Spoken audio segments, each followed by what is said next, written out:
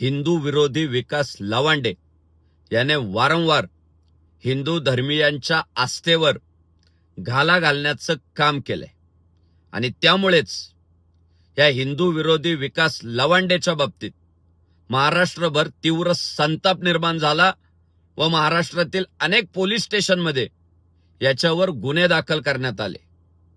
पण हा भामटा, कपटी, धूर्त, कारस्थानी विकास लवांडे वारंवार कायद्यातील पळवाटा शोधत कारवाईपासून दूर राहत होता।